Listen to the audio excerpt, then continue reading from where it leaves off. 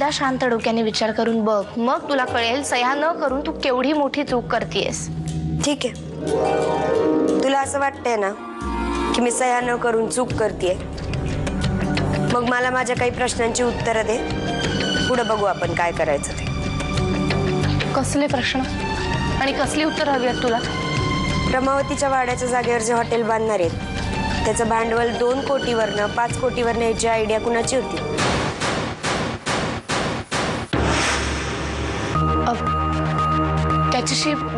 त्याच्याशी तुला काय करायचंय? तू फक्त तुला मिळणाऱ्या पैशांचा विचार कर, कळलं? संबंध नाही कसा? सगळ्या गोष्टींचा त्याच्याशीच तर संबंध आहे ना। म्हणजे हे भांडवल जर वाढलं नसतं तर आमची हॉटेलमधली भागीदारी गेली नसती, आम्हाला तुमच्या घरात निंदवून राहायला लागलं नसतं, नाही का? त्यामुळे हे जे काही घडतंय ते कुणाच्या डोक्यातनं बाहेर पडतंय हे मला कळायला नको। तुला काय वाटतं? काही वाटायला कशाला पाहिजे? आईला त्यांनी सांगितलंय मला सगळं। त्यांनी सांगितलं मला की हे सगळं नरसिंह साहेबांनी ठरवलं म्हणून। ते मारुतरावांकडे गेले, हॉटेलचं भांडवल वाढवायचंय तर तुम्ही मला पैसे द्या असं सांगत। फार गयावया केली, भीक मागितली मारुतरावांकडे, तेव्हा कुठं मारुतरावांनी त्यांना पैसे दिले। खरं आहे हे?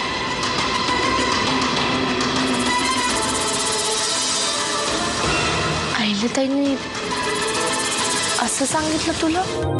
अहो, हे बघा, ती असं काही वागेल असं मला अजिबात वाटलं नव्हतं। उलट सुगंधा वरचढ होऊ नये म्हणून मी जानकीला असा सल्ला दिला होता। ती अशी काही वागणार हे माहिती असतं तर मी जानकीला हा सल्ला दिला असता का? अगं पण असा उफराटा सल्ला द्यायच्या आधी जरा विचार करायचा ग। अहिल्याताई असं का बोलले असतील? उलट अहिल्याताईंच्या बाबांनीच मला पैसे दिले स्वतःहून। हे नको म्हणत होते तेव्हा, तरी सुद्धा दिले। ते म्हणाले की वाड्याचा व्यवहार होणं जास्त महत्वाचं आहे। पण मग अहिल्याताई असं का म्हणाल्या तुला? तुझा काहीतरी गैरसमज झाला असेल। नाही जानकीताई, माझा गैरसमज झाला होता, आता तो दूर झालाय। मी तुला विचारतेय, तू वाड्याच्या कागदपत्रांवर सह्या करणार आहेस की नाही ते मला आत्ता सांग। हा, ते आता तू मला माझ्या प्रश्नांची उत्तरं दिलीस ना, मग जरा विचार करायला वेळ पण दे मला। उद्या नरसिंह साहेब येणार आहेत ना, ते आले की त्यांच्याशीच बोलीन मग मी। सुगंध, ठीक आहे। कशी झाली ट्रिप? सक्सेसफुल झाली ना? अगदी। तिथल्या हॉटेल्सची डिझाईन्स बघून आपला आर्किटेक्ट खूप खुश झाला। त्याने काही रफ डिझाईन सुद्धा केलेत।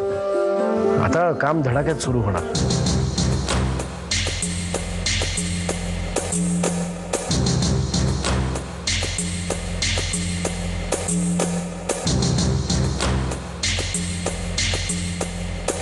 काय झालं? काही प्रॉब्लेम? नाही, तुम्ही आत्ताच आलात ना, तुम्ही आवरून घ्या आतमध्ये जाऊन, मी तुमच्यासाठी चहा आणते।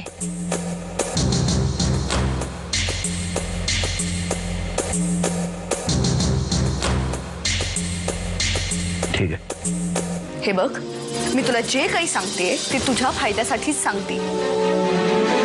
तू जर का वाड्याच्या पेपर्सवर सह्या केल्या तर तुलाच पैसे मिळतील आणि ते पैसे तुला आयुष्यभर पुरतील। तुला परशू भाऊजींना सोडवून घेता येईल। कळत नाहीये का तुला हे सगळं?